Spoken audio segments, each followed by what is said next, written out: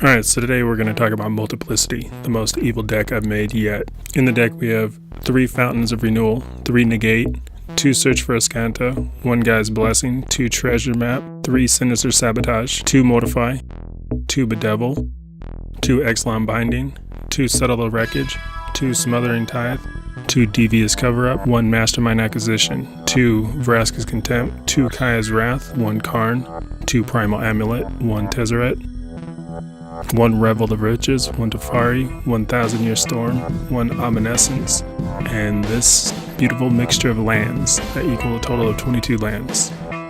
In the sideboard, we have 1 Radical Idea, 1 More Guy's Blessing, 1 Clear the Mind, 2 Mastermind Acquisition, 3 Ritual of Soot, 1 Rebel Reading, 1 Cleansing Nova, 1 Spreading Rot, 1 Karn, 1,000 Year Storm, 1 Nizal, and 1 more Omniscience. Now that we've seen the deck list, let's take a look at the deck as it works. Being an Esper control deck, obviously the main point is board control. And early on, especially against aggro decks, as you see here, you have to find a way to clear the field and get advantage before you can maintain it. And that's what the several board wipes are meant for.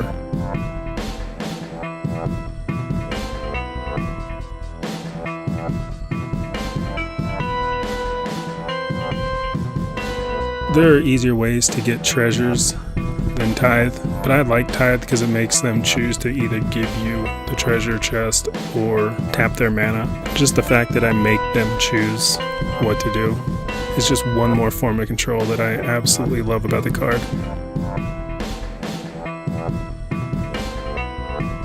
As always, Search for Escanta is a great search mechanism that I use to get the spells I need to pull off the combo. Once I get to this position right here, it's pretty much just waiting until I pull the right cards, which is always Mastermind Acquisition and at least 1 more castable sorcery with Omniscience and 1,000 Year Storm on the field. You can also duplicate Mastermind Acquisition with Primal Amulet. It's another way to get all of the control spells cast for as little as possible up until we get Omniscience on the field. So it's just another way to get cheaper board control.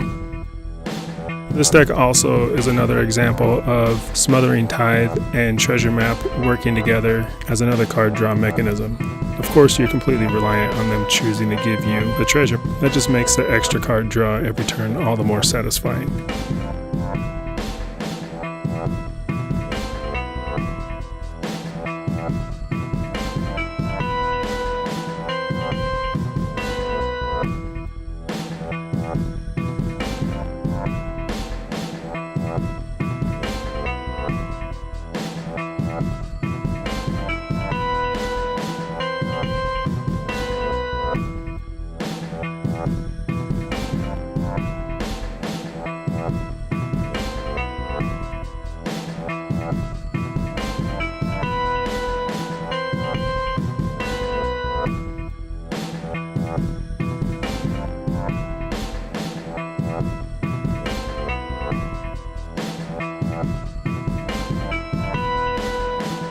In this deck I use Tezzeret and Teferi as additional card draws. I don't actually make the creatures with Tezzeret in this deck because creatures and creature damage is in no way, shape, or form the win condition of this deck. So I just use his 0 ability to draw an extra card every turn.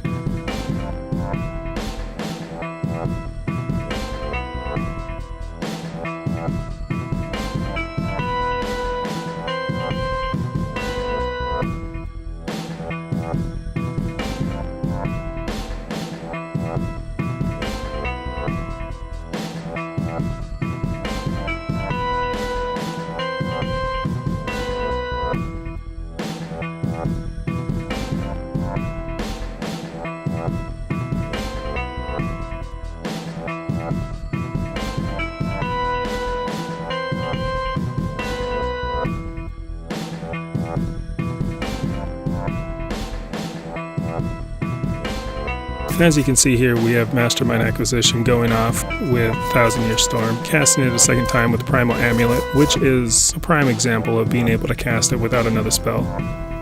The first 2 cards I pull out will always be the additional 1,000 Year Storm and then another Mastermind. When you double up the 1,000 Year Storms, you double up the mechanism of copying the spells. After that, you just pull out the other win conditions, and that's Spreading the Rod, Temporal Sundering, Guy's Blessing, Clear the Mind, Radical Ideas, and of course Nizal.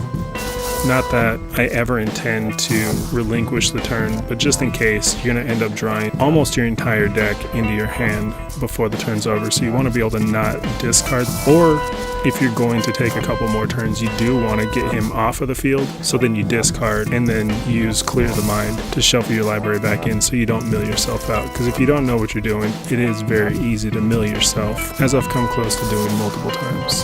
Depending on the number of land they have and the health that they have, that determines the number of instants and sorceries I cast before I do Spreading Rot. And right before I do Spreading Rot, I always do Temporal Sundering.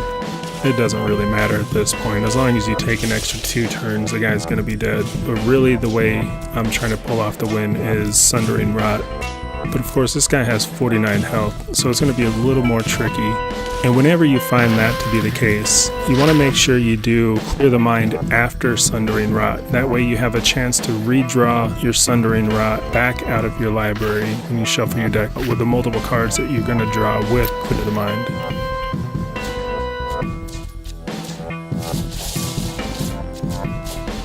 And that's pretty much it. Everything else from that point is just purely up to you.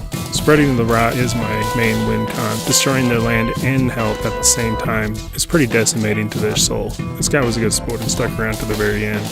Other than that, if you like this video, want to see more, please hit that like button, subscribe, comment on anything that you'd like to see in the future, and I'll see you guys next time. This is Skoden Gaming. Peace out.